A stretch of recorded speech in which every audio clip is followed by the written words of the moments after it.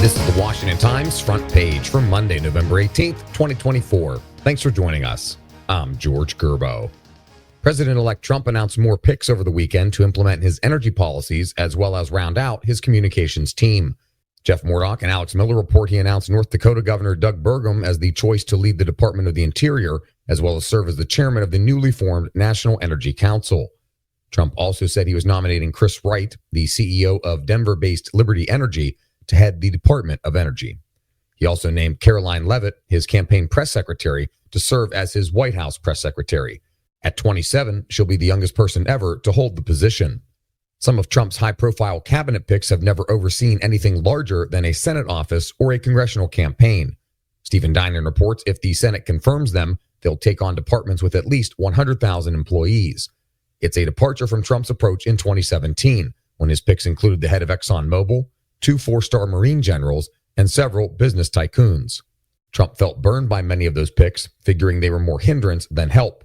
This time, he has chosen people he expects to be loyal. President Biden will permit Ukraine to use U.S.-supplied long-range missiles to strike deeper inside Russia, according to multiple reports. Ryan Lovelace and Dave Sands report Ukrainian President Volodymyr Zelensky has long lobbied for greater freedom to use U.S. weaponry. He said his forces are at a disadvantage trying to combat Russian forces that have been expanding their hold in parts of eastern and southern Ukraine. The deployment of thousands of North Korean troops to help Russia in Kursk also played a role in the president's about-face, according to sources cited by the Associated Press. An FBI official is warning that the Bureau's Security Clearance Division is politicized and can't be trusted to screen Trump's nominees for administration jobs. Kerry Pickett and Jeff Murdoch report the allegations were revealed in a protected disclosure sent to the House Judiciary Committee.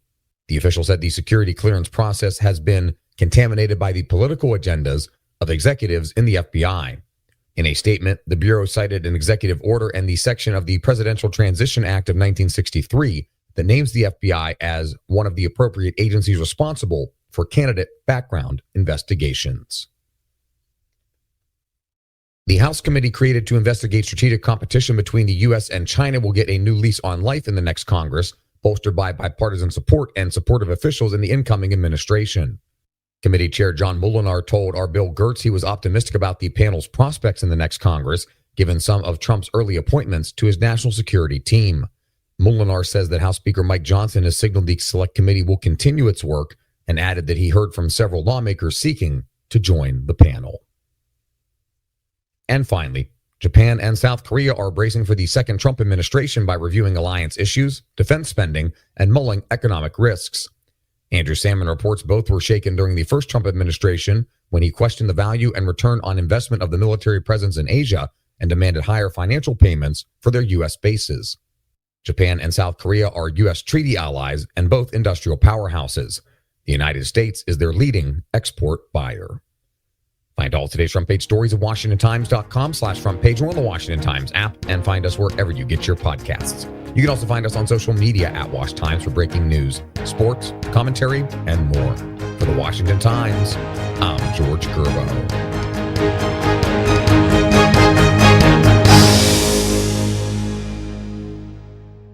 Marketing is hard. But I'll tell you a little secret. It doesn't have to be. Let me point something out. You're listening to a podcast right now, and it's great. You love the host. You seek it out and download it. You listen to it while driving, working out, cooking, even going to the bathroom.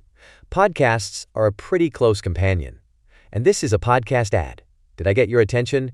You can reach great listeners like yourself with podcast advertising from Libsyn Ads. Choose from hundreds of top podcasts offering host endorsements, or run a pre-produced ad like this one across thousands of shows to reach your target audience in their favorite podcasts with Libsyn Ads. Go to libsynads.com, that's Libsyn, ads.com today.